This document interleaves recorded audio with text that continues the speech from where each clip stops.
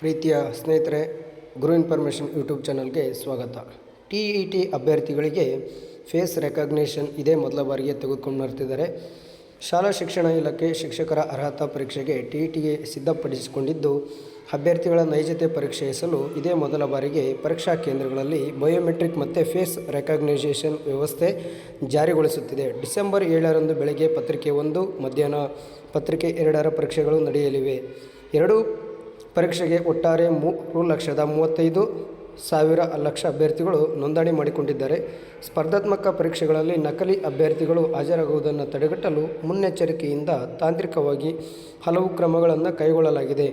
ಅಭ್ಯರ್ಥಿಗಳು ಪ್ರವೇಶ ಪತ್ರವನ್ನು ಮೂಲ ಗುರುತಿನ ಚೀಟಿಯೊಂದಿಗೆ ಹಾಜರಾಗುವಂತೆ ಸೂಚನೆ ನೀಡಿದೆ. ಅಭ್ಯರ್ಥಿಗಳು ಪರೀಕ್ಷಾ ಕೇಂದ್ರಕ್ಕೆ ಆಗಮಿಸಿದ ಕೂಡಲೇ ಬಯೋಮೆಟ್ರಿಕ್ ಸಾಧನದ ಮೂಲಕ ಬೆರಳಚ್ಚು ದಾಖಲಿಸಬೇಕು. ಈ ಕಾರಣದಿಂದ ಮೆಹಂದಿ, ಉಗುರು ಬಣ್ಣ ಹಾಗೆ ನೈಲ್ ಪಾಲಿಶ್ ಇತ್ಯಾದಿಗಳನ್ನು ಹಚ್ಚದಂತೆ ಸೂಚಿಸಲಾಗಿದೆ. ರಾಜ್ಯಾದ್ಯಂತ 903 ಕೇಂದ್ರಗಳಲ್ಲಿ ಪರೀಕ್ಷೆಯನ್ನು ನಡೆಸಲಾಗುತ್ತಿದೆ ಎಂದು ಶಾಲಾ ಶಿಕ್ಷಣ ಇಲಾಖೆ ತಿಳಿಸಿದೆ. ಹಾಗೆ ನೈಜತೆ ಪರಿಶೀಲನೆಗೆ ಮೊದಲ ಬಾರಿಗೆ ಈ ರೀತಿಯಾದಂತಹ ಕ್ರಮ ಹಾಗೆ ಫೇಸ್ ರೆಕಗ್ನೈಸೇಷನ್ ಕೂಡ ಮಾಡ್ತಿದ್ದಾರೆ ಸ್ನೇಹಿತರೆ. ಇದು ನಿಮಗೆ ಏನೋ ನಿಯಮ ಗೊತ್ತಿರಲಿ ಅಂತಕ್ಕಂಥದ್ದನ್ನ ಮಾಹಿತಿ ಹಂಚ್ಕೊಂಡಿರ್ತೀನಿ. ಈ ನಿಮಗೆ ವಿಷಯ ಇಷ್ಟ ಆದಲ್ಲಿ ಶೇರ್ ಮಾಡಿ, ಸಬ್ಸ್ಕ್ರೈಬ್ ಮಾಡಿ ಸ್ನೇಹಿತರೆ. Thank you.